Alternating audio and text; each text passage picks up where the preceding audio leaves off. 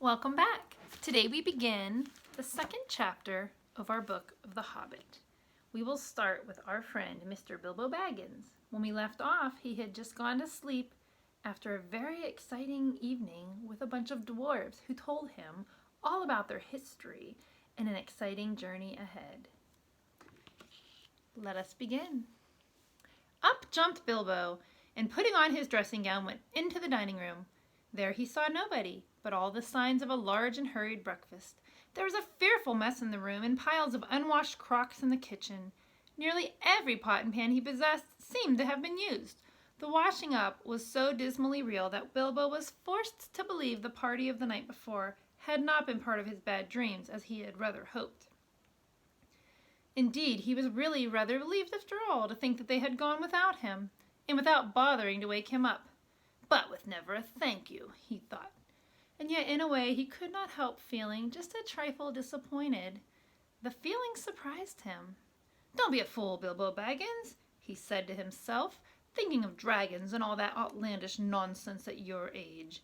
So he put on an apron, lit fires, boiled water, and washed up. Then he had a nice little breakfast in the kitchen before turning out the dining room. By that time the sun was shining and the front door was open, letting in a warm spring breeze. Bilbo began to whistle loudly and to forget about the night before. In fact, he was just sitting down to a nice second breakfast in the dining room by the open window, when in walked Gandalf. Gandalf is the wizard we met at the beginning of the story. "My dear fellow," said he, "whenever are you going to come? What about an early start? And here you are having breakfast or whatever you call it at 10:30? They left you the message because they could not wait." "What message?" said poor Mr. Baggins in a fluster. "Great elephants," said Gandalf. "You are not at all yourself this morning. You've never dusted the mantelpiece." "What's that got to do with it? I have enough to do without washing up for 14. "If you had dusted the mantelpiece, you would have found this just under the clock," said Gandalf, handing Bilbo a note, written of course on his own notepaper. This is what he read. "Thorin and Company, to burglar Bilbo greeting. For your hospitality our sincerest thanks, and for your offer of professional assistance our grateful acceptance. Terms, cash on delivery, up to and not exceeding 1/14 of total profits, if any. All traveling expenses guaranteed in any event. Funeral expenses to be defrayed by us or our representatives, if occasion arises and the manner is not otherwise arranged for. Thinking it unnecessary to disturb your esteemed repose, we have proceeded in advance to make requisite preparations, and shall await your respected person at the Green Dragon Inn, Bywater, at 11 a.m. sharp, trusting you will be punctual. We have the honor to remain yours deeply, Thorin and Company." "That leaves you just 10 minutes. You will have to run," said Gandalf. "But," said Bilbo, "no time for that either. Off you go." To the end of his days, Bilbo could never remember how he found himself outside without a hat or a walking stick or any money, or anything that he usually took when he went out, leaving his second breakfast half finished and quite unwashed up, pushing his keys into Gandalf's hands, and running as fast as his furry feet could carry him down the lane, past the great mill, across the water, and then on for a mile or more. Very puffed up he was when he got to Bywater just on the stroke of 11, and found that he had come without a pocket handkerchief. "Bravo!" said Balin, who was standing at the door looking out for him. Just then all the others came around the corner of the road from the village. They were on ponies, and each pony was slung about with all kinds of packages, baggages, parcels, and paraphernalia. There was a very small pony, apparently for Bilbo. "Up you two get, and off we go," said Thorin. "I'm awfully sorry," said Bilbo, "but I have come without my hat, and I have left my pocket handkerchief behind, and I haven't got any money. I didn't get your note until after 10:45, to be precise." "Don't be precise," said Dwalin, "and don't worry. You will have to manage without pocket handkerchiefs and a good many other things before you get to journey's end. As for a hat, I've got a spare hood and cloak in my luggage." That's how they all came to start jogging off from the inn one fine morning just before May, on laden ponies, and Bilbo was wearing a dark green hood, a little weather-stained, and a dark green cloak borrowed from Dwalin.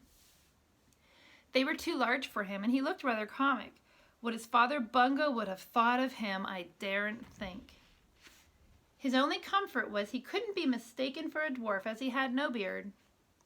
They had been riding not very long when up came Gandalf, very splendid on a white horse. He had brought a lot of pocket handkerchiefs and Bilbo's pipe and tobacco. So after that the party went along very merrily, as they told stories and sang songs and rode forward all day, except for of course when they stopped for meals.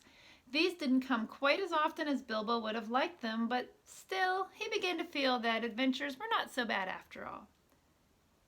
At first they had passed through the Hobbit lands, a wide, respectable country inhabited by decent folk with good roads, an inn or two, and now and then a dwarf or farmer ambling by on business.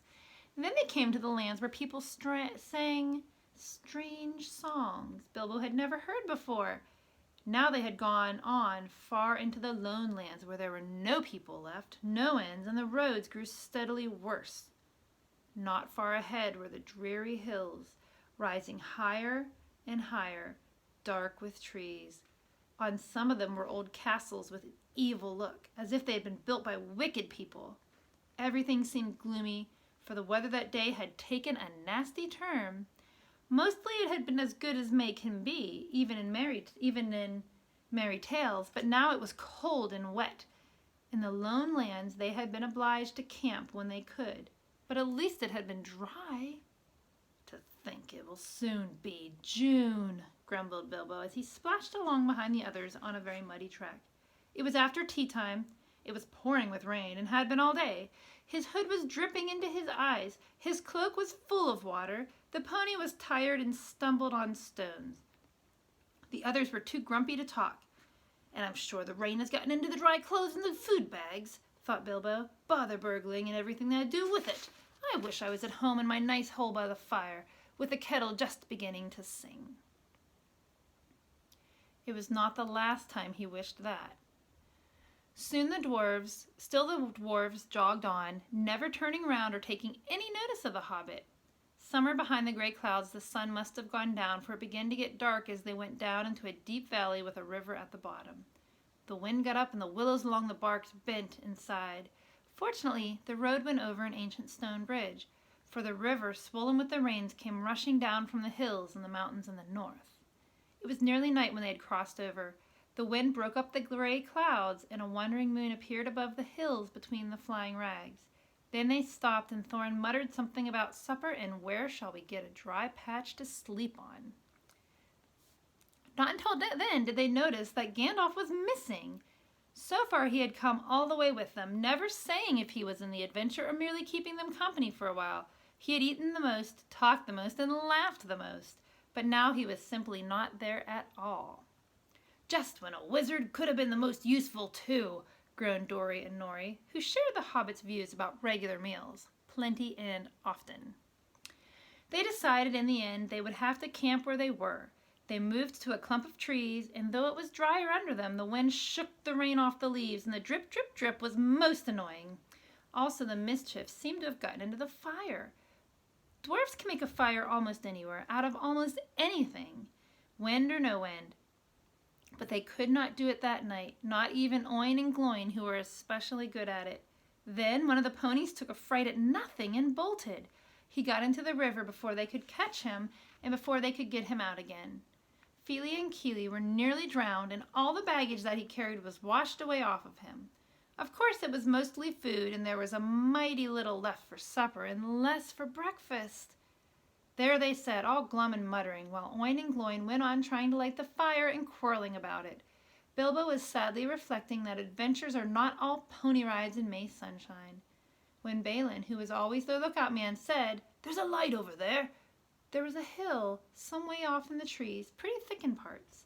Out of the dark mass of the trees they could now see a light shining, a reddish, comfortable-looking light, as if it might be fire or torches twinkling. When they had looked at it for some while, they fell to arguing. Some said no, and some said yes. Some said they could go and see, and anything was better than little supper and less breakfast and wet clothes all night.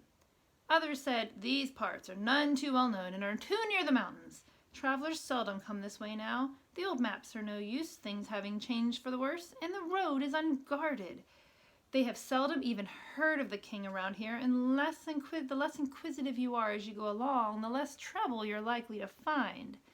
Some said, after all, there are 14 of us, and others said, where has Gandalf got to? This remark was repeated by everybody. Then the rain began to pour down worse than ever, and Oin and Gloin began to fight. That settled it. After all, we've got a burglar with us, they said, and so they made off, leading their ponies with all due and proper caution, in the direction of the light. They came to the hill and were soon in the wood. Up the hill they went, but there was no proper path to be seen, as might lead to a house or farm. And do what they could, they made a deal of rustling and crackling and creaking, and a good deal of grumbling and dratting, as they went through the trees in the pitch dark. Suddenly the red light shone out very bright through the tree trunks, and not far ahead. Now it is the burglar's turn, they said, meaning Bilbo. You must go on and find out all about that light, what it is for, and if it is all perfectly safe and canny, said Thorin to the Hobbit. Now scuttle off and come back, if all is well. If not, come back if you can. If you can't, hoot twice like a barn owl, and once like a screech owl, and then we will do what we can. Off Bilbo had to go, before he could explain that he could not even hoot once like any kind of owl, any more than fly like a bat. But at any rate, hobbits can move quickly and then quietly in the woods. Absolutely quietly. They take pride in it, and Bilbo sniffed more than once at what he called all this dwarvish racket as they went along, though I don't suppose you or I would have noticed anything at all on a windy night, not if the whole cavalcade had passed 2 feet off. As for Bilbo, walking primly toward the red light, I don't suppose even a weasel would have stirred a whisker at it. So naturally he got right up to the fire, for a fire it was, without disturbing anyone. And this is what he saw. 3 large persons sitting round a very large fire of beech logs. They were toasting mutton on long spits of wood and licking the gravy off their fingers. There was a fine toothsome smell. Also there was a barrel of the good drink at hand, and they were drinking out of jugs. But they were trolls. Obviously trolls. Even Bilbo, in spite of his sheltered life, could see that, from the great heavy faces of them, and their size, and the shape of their legs, not to mention their language, which was not drawing-room fashion at all. Mutton yesterday, mutton today, and blimey if it don't look like mutton again tomorrow, said one of the trolls. Never a blinking bit of man-flesh have we had for long enough, said a second. What was William a-thinking of, to bring us to these parts beats me, and the drink running short what's more, he said, jogging the elbow of William, who was taking a pull at his jug. William choked. Shut your mouth, he said, as he could. You can't expect folk to stop here forever just to be et by you and Bert. You've eaten a whole village and a half between yer, since we come down from the mountains. How much more d'yer want? And time's been up all way, when yer'd have said, thank you, Bill, for that nice bit of fat valley mutton like what this is. He took a big bite off a sheep's leg he was roasting, and wiped his lips on his sleeve. Yes, I am afraid trolls do behave like that. Even those with only 1 head each. After hearing all this, Bilbo ought to have done something at once. Either he should have gone back quietly and warned his friends that there were 3 fair-sized trolls at hand in a nasty mood, quite likely to try roasted dwarf or even pony for a change, or else he should have done a bit of good, quick burglaring. A really first-class and legendary burglar would have at this point have picked the trolls' pockets, it's nearly always worthwhile, if you can manage it, pinched the very mutton off the spits, purloined the beer, and walked off without their noticing him. Others, more practical but with less professional pride, would have perhaps stuck a dagger into each of them before they observed it. Then the night could have been spent cheerily. Bilbo knew it. He had read a good many things he had never seen or done. He was very much alarmed as well as disgusted. He wished himself 100 miles away, and yet somehow he could not go straight back to Thorin and company empty-handed, so he stood and hesitated in the shadows. Of the various burglarious proceedings he had heard of, picking the troll's pockets seemed the least difficult, so at last he crept behind a tree just behind William. Bert and Tom went off onto the barrel. William was having another drink, then Bilbo plucked up the courage and put his little hand in William's enormous pocket. There was a purse in it as big as a bag to Bilbo. Ha, he thought, warming to his new work as he lifted it carefully out. This is a beginning. It was. Trolls' purses are the mischief, and this was no exception. Who are you? It squeaked as it left the pocket, and William turned round at once and grabbed Bilbo by the neck before he could duck behind the tree. Blimey, Bert, look what I've copped, said William. What is it? Said the others, coming up. Lummy if I knows, what are you? Bilbo Baggins, a hobbit, said poor Bilbo, shaking all over and wondering how to make owl noises before they throttled him. A burra hobbit? They said, a bit startled. Trolls are slow in the uptake and mighty suspicious about anything new to them. What's a burra hobbit got to do with my pocket anyway? Said William. And can you cook 'em? Said Tom. Yeah, can try, said Bert, picking up a skewer. He wouldn't make above a mouthful, said William, who had already had a fine supper. Not when he was skinned and boned. Perhaps they're more around like him and we might make a pie, said Bert. Here, are there any more of your sort sneaking in these here woods, you nasty little rabbit? He said as he looked at the hobbit's furry feet, and he picked him up by the toes and shook him. Yes, lots, said Bilbo, before he remembered not to give his friends away. No, none at all, not one, he said immediately afterward. What do you mean? Said Bert, holding him up, the right way by the hair this time. What I say, said Bilbo, gasping, and please don't cook me, kind sirs. I am a good cook myself, and cook better than I cook, if you see what I mean.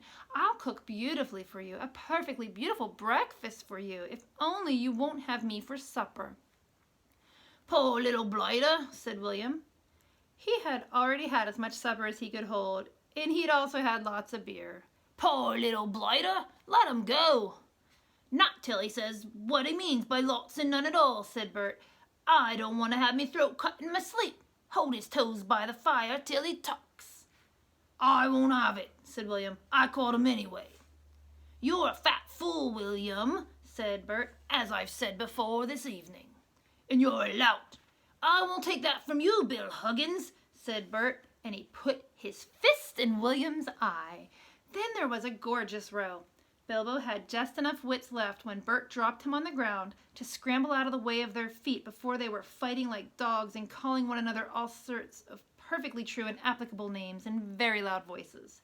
Soon they were locked in one another's arms and rolled nearly into the fire, kicking and thumping, while Tom whacked at them both with a branch to bring them to their senses. And that, of course, only made them madder than ever. That would have been the time for Bilbo to have left. But his poor little feet had been very squashed in Bert's big paw, and he had no breath in his body, and his head was going round. So there he lay for a while, panting, just outside the circle of firelight. Right in the middle of the fight, up came Balin. The dwarves had heard noises from a distance, and after waiting for some time for Bilbo to come back or hoot like an owl, they started off one by one to creep toward the light as quietly as they could. No sooner did Tom see Balin come into the light than he gave an awful howl. Trolls simply detest the very sight of trolls uncooked, dwarves uncooked. Bert and Bill stopped fighting immediately. And, "A sack! Tom, quick!" they said before Balin, who was wondering where all this commotion Bilbo was. Before he knew what was happening, a sack was thrown over his head, and he was down. "There's more to come yet," said Tom, "or I'm mighty mistook. Lots and none at all it is," said he. "No burra hobbits, but lots of these dwarves here, that's about the shape of it." "I reckon you're right," said Bert, "and we best get out the light." And so they did. With sacks in their hands that they used for carrying off mutton and other plunder, they waited in the shadows. As each dwarf came up and looked at the fire and the spilled jugs and the gnawed mutton, in surprise, pop went a nasty, smelly sack over his head, and he was down. Soon Dwalin, led by Balin,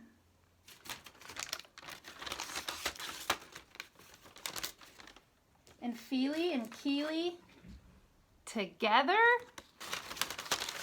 in the sack, and Dory and Nori and Ori all in a heap. Dory, Nori, and Ori. and oin and gloin, oin and gloin.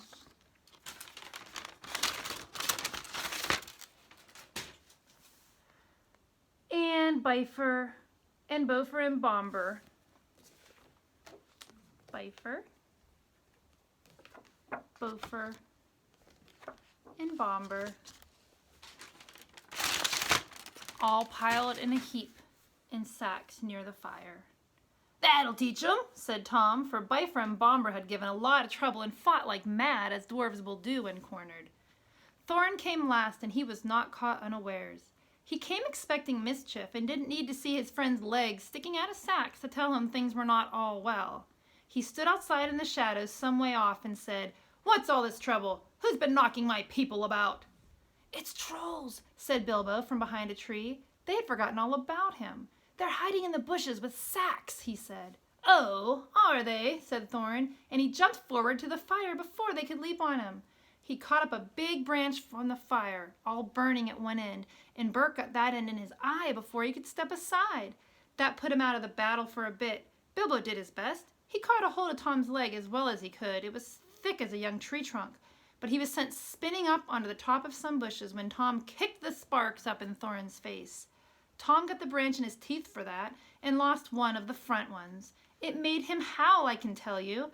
But just at that moment, William came up behind and popped a sack right over Thorin's head and down to his toes. And so the fight ended. A nice pickle they were all in now, all neatly tied up in sacks with 3 angry trolls and 2 with burns and bashes, remember, sitting by them, arguing over whether they should roast them slowly, mince them fine and boil them, or just sit on them one by one and squash them into jelly. And Bilbo, up in a bush, with his clothes and his skin torn, not daring to move fast for fear they should hear him. We will stop there for today.